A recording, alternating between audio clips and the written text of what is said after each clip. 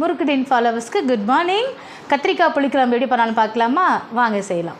கத்திரிக்காய் புளிக்குழம்புக்கு தேவையான கத்திரிக்காய் முருங்கைக்காவும் கட் பண்ணி வச்சுட்டேன். அதுக்கு தேவையான தக்காளி, வெங்காயம், வெள்ளைப்பூடு அதுவும் கட் பண்ணி வச்சாச்சு. தேவையான மஞ்சப்பொடி, ஜீரகப்பொடி, மல்லிப்பொடி, குழம்பு மிளகாத்தூள் அதுவும் எடுத்து வச்சுட்டேன். புளியும் கரைச்சி ஃபில்ட்ரு பண்ணி வச்சாச்சு. குக்கரில் அடுப்பு வச்சு நம்ம ஸ்டார்ட் பண்ணலாம். இன்றைக்கி வந்து கத்திரிக்காய் புளிக்குழம்பு குக்கரில் தான் பண்ண போகிறேன்.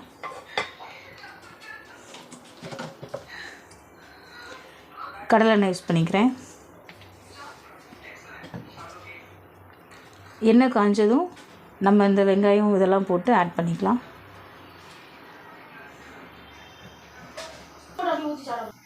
எண்ணெய் காஞ்சிருச்சு. நம்ம கட் பண்ண வெங்காயம் ஆட் பண்ணிக்கலாம்.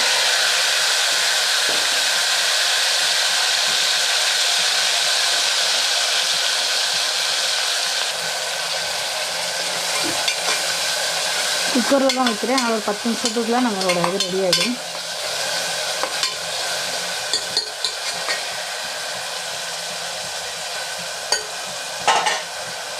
வெங்காயம் வதங்கிடுச்சு. நம்ம வெட்டி வச்ச கத்திரிக்காய், முருங்கைக்காய் ஆட் பண்ணிக்கலாம்.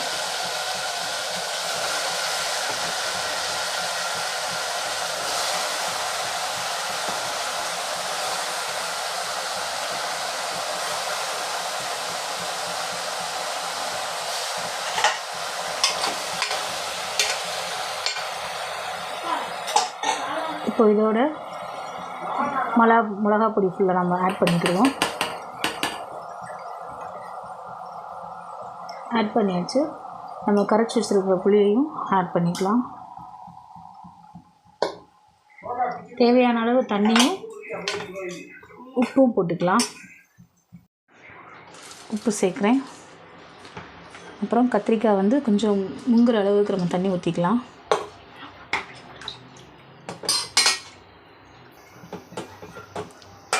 தண்ணி ஊற்றி குக்கர் மூடி போட்டு மூடிடலாம்.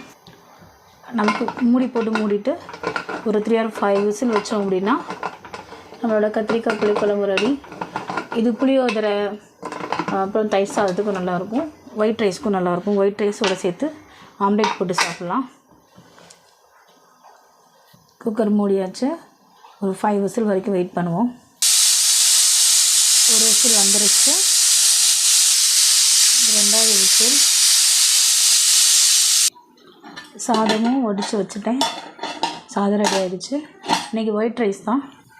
கத்திரிக்காய் புளிக்குழம்போடு நம்ம ஆம்லேட் வச்சு சாப்பிட்டா சூப்பராக இருக்கும். இன்றைக்கி ஒயிட் ரைஸ் அண்ட் கத்திரிக்காய் புளிக்குழம்பு ஆம்லேட் தான். நம்ம புளியோதரைக்கும் இதை யூஸ் பண்ணிக்கலாம். சூப்பராக இருக்கும் கத்திரிக்காய் புளிக்குழம்பு. 3வது விசில் வந்துடுச்சு. சாரி ஃப்ரெண்ட்ஸ், அடுத்த 2 விசில் என்னால் எடுக்க முடியல, கொஞ்சம் வீடியோ கட் ஆகிடுச்சு. நான் வந்து தேங்காய் எதுவும் அரைச்சி ஊற்றாம தான் நான் வந்து வச்சுருக்கேன். ஏன்னா நான் தேங்காய் ஊற்றினா குழம்பு கொள்ளன்னு இருக்கும். அதனால் தேங்காய் எதுவும் ஊற்ற மாட்டேன். நம்மளோட கிரேவி, அதாவது நல்ல ஒரு கிரேவியாக இருக்கும். அப்படியே அந்த எண்ணெய் விட்டு வந்திருக்குமா, அதை வச்சு சாப்பிட்றப்போ சூப்பராக இருக்கும். நான் இப்படி தான் மேக்ஸிமம் கத்திரிக்காய் குழம்பு வந்து புளியோதரைக்குனாலும் சரி, ஒயிட் ரைஸ்னாலும் சரி இப்படி தான் வைப்பேன். அதனால் என்னோடய ஸ்டைலில் தான் அந்த கத்திரிக்காய் குழம்பு.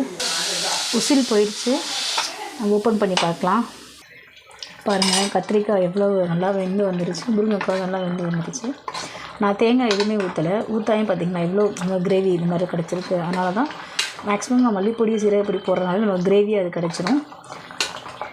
நான் புளிக்குழம்பு ரெடி ஆகிடுச்சு. நல்லா கிரேவியாக, நான் தேங்காய் அது ஊற்றாமல் கிரேவியாக இருக்கா. இப்படி தாங்க நான் கத்திரிக்காய் புளிக்குழம்பு வைப்பேன். ரெடி ஆகிடுச்சு. நம்ம சுட சுட சாதம் போட்டு சாப்பிட்லாம். வாங்க சாப்பிட்லாம். இந்த வீடியோ உங்களுக்கு பிடிச்சிருந்தா லைக் பண்ணுங்கள், ஷேர் பண்ணுங்கள், சப்ஸ்கிரைப் பண்ணுங்கள், மறக்காமல் பெல் பட்டனை டச் பண்ணுங்கள். முறுக்குடின் ஃபாலோவர்ஸ்க்கு பை. தேங்க்யூ.